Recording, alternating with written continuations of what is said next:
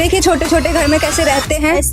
अगर इनके पास पैसा होता, इसी तरह हम तुरंत जिंदगी बिताते। अगर इनके पास पैसा होता तो ये ऐसे घर में क्यों रहते। अगर कि यहाँ का जो डेट था 29 तारीख को झुग्गी झोपड़ी को तोड़ने वाले थे।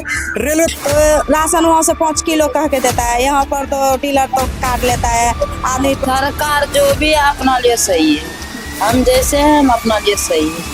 कोई किसी की भलाई नहीं सोचता, नहीं किसी की बुराई सोचता। कोई शिकायत भी नहीं आया। आज हटा से शिकायत आया, हम कहाँ जाएंगे बच्चे लेके। 15,000 10,000 का तनख्वाह लाता है घर में। यहाँ तो देता है 7,000, कहीं और का तो पता नहीं है क्या देता है नहीं देता है, वो तो पता नहीं। केजरीवाल, आपको ऐसा लगता है कि केजरीवाल की सरकार अच्छी है? हाँ बहुत अच्छी है, हर चीज का सुनता था ना, बच्चे का पढ़ाई लिखाई में, मेरा हॉस्पिटल। नमस्कार, आप देख रहे हैं यूनिफॉर्म रिपोर्टर। मैं हूं आपके साथ खुशी प्रिया। आज मैं आई हूं दिल्ली सराय रोहिल्ला के बस्ती में, जहां हर रोज नई सुबह उम्मीद जागती थी, लेकिन अब डर बना हुआ है कि कब बुलडोजर आएगा और उनके बसी बसाई दुनिया सपनों को उजाड़ के चला जाएगा। जी हाँ, आप सही सुन रहे हैं। रेलवे प्रशासन की तरफ से नोटिस आया है कि ये जमीन अवैध कब्जा है, इस जगह को जल्द से जल्द खाली किया जाए। हम यहाँ पे लोगों से बात करेंगे और उनकी कहानी उन्हीं की जुबानी सुनेंगे। आपका नाम क्या है? अनीता देवी। आप यहाँ कितने साल से रह रही हैं? 30-36 साल से। 30-36 साल से रह रही हैं। आपको ये नोटिस कब मिला? 17 तारीख को। 17 तारीख को मिला। आपको कब तक का टाइम दिया गया है इसको खाली करने के लिए? 10 दिन का। आप लोगों को कोई प्रशासन की तरफ से हेल्प मिला है? कुछ नहीं। कुछ नहीं दिया उन लोगों को। आप लोगों का नया ठिकाना क्या होगा अगर आपकी ये बस्ती उजड़ जाएगी? अभी तो कुछ नहीं ढूंढे, ना कुछ सामान पैकिंग, कुछ भी नहीं किए। तो आप लोग क्या सोच रहे हैं, किस चीज का इंतजार कर रही है कि वो आए और आपका घर तोड़ के जाए? वो चीज नहीं है, बात यहाँ है कि बच्चे का पढ़ाई यहाँ सटने के बाद कहाँ जाएंगे स्कूल ढूंढने।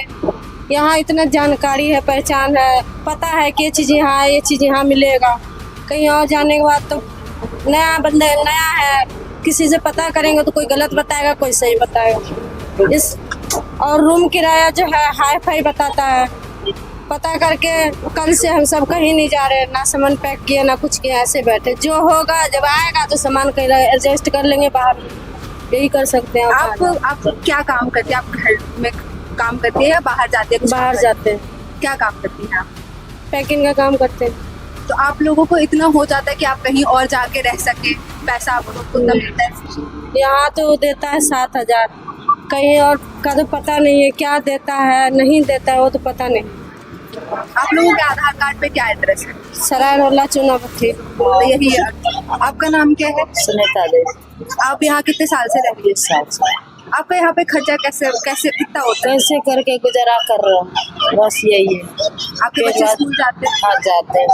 अच्छा, आपका जो खर्चा, मतलब जैसे आप उन लोगों को नोटिस आया है कि आपको घर खाली करना है और कहीं और शिफ्ट होना है, आपने कुछ सोचा है आप क्या करेंगे? कुछ नहीं सोचे, उतना बजट नहीं है, कहाँ सोचे। एक ही रास्ता है, जब सरकार भगा रहे तो कहीं गुजारा कर लेंगे, क्या करेंगे। एक बच्चे के भविष्य खराब होगा और हमारा कुछ नहीं होगा, हमारा जो होने वाला हो गया। आप जैसे पहले की जो सरकार थी उसमें और इसमें आप लोगों को लगता है कि सरकार जो भी है अपना लिए सही है, हम जैसे हैं हम अपना लिए सही है। कोई किसी की भलाई नहीं सोचता, नहीं किसी की बुराई सोचता। रेलवे की जगह पर रह रहा, ठीक है, रेलवे की मर्जी है, भगा रहा तो चला जाएंगे, जहाँ से आए वहीं चला जाएंगे। लेकिन उतना बजट जाएंगे, जहाँ से आए वहीं चला जाएंगे, क्या करेंगे। मेरे पास 6 फैमिली है, 6 फैमिली कहीं व्यवस्था मिलेगा तभी हम रह सकेंगे ना। अगर यदि व्यवस्था नहीं मिलेगा तो रोड पे थोड़ी रहेंगे। प्रशासन की तरफ से कोई हेल्प नहीं मिल रहा है। इतना जब जितने का टाइम आता है, वोट लेने के टाइम आता है, तो सारे लोग परिवार छोटे मोटे हाथ जोड़ते हैं, लेकिन हम सब गरीब बिखर रहे तो कहाँ कोई आता है मदद करने की। आता है तो हम अपना बच्चे के भविष्य खराब होने नहीं देंगे, जहाँ से आए वहीं चला जाए, बस यही हमारे काम है। जब नहीं आगे चांस मिलेगा तो क्या करेंगे। तो आपको लगता है कि अगर वो बताता है अगर 6 महीने के साल भर एक टाइम खुद खाली कर देंगे, अभी तुरंत घर से बेघर कर रहे हैं, नहीं कुछ कागज पत्र ले पाएंगे, नहीं कुछ कर पाएंगे। क्यों 20 साल से यहीं के प्रूफ हर चीज बना है, गाँव का भी कुछ नहीं है।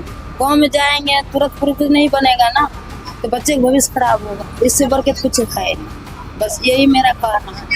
अगर यदि कोई सरकार मदद कर रहे हैं, 6 महीने का टाइम दे रहा है, कैसे करके गुजारा कर लेंगे, एडजस्ट कर लेंगे, बस यही कहना है।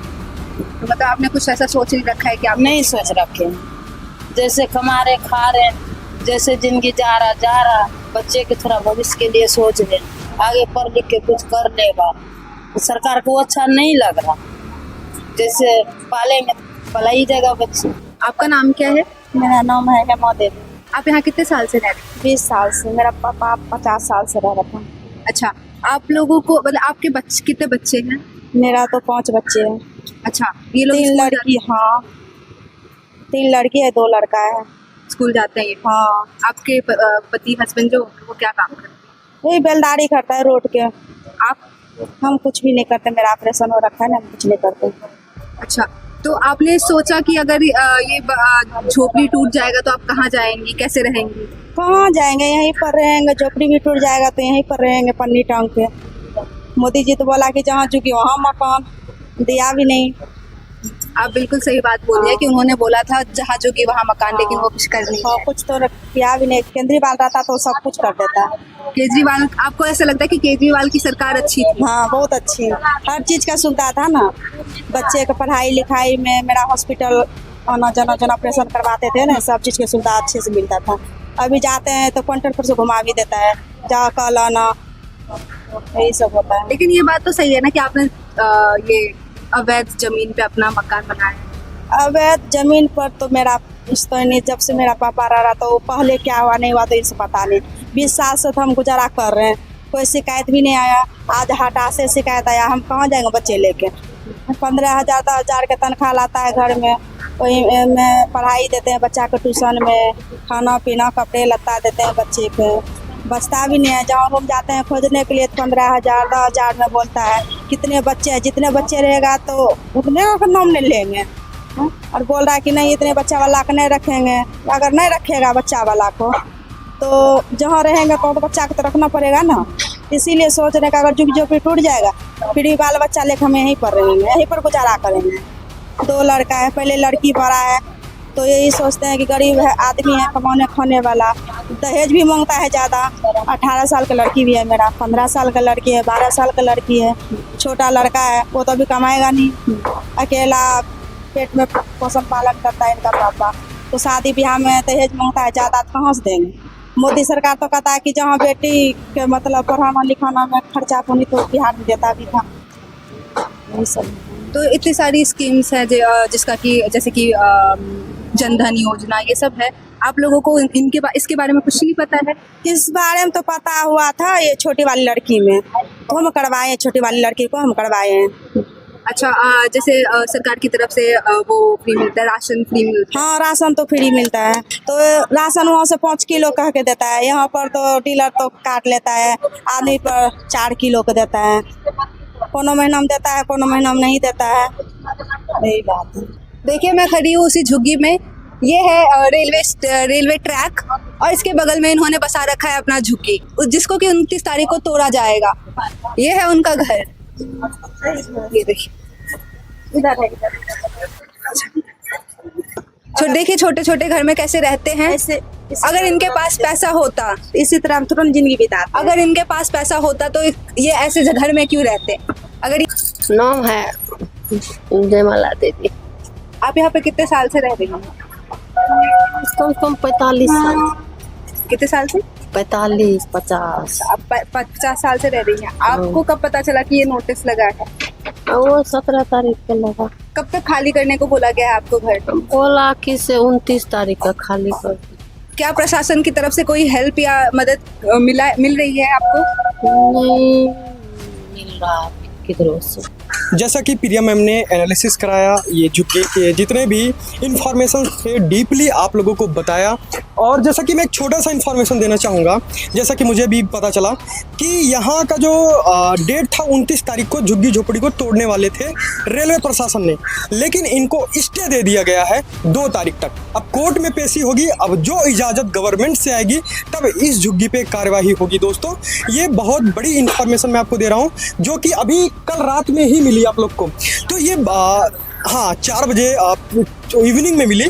और मैम आपने यहाँ पे देखा, लोगों से बातें किया, क्या सरकार को इनको अल्टरनेटिव जगह देनी चाहिए या जैसे मोदी जी कहते हैं जहाँ झुकी वहाँ मकान, तो क्या इन्फॉर्मेशन देना चाहेंगे आप?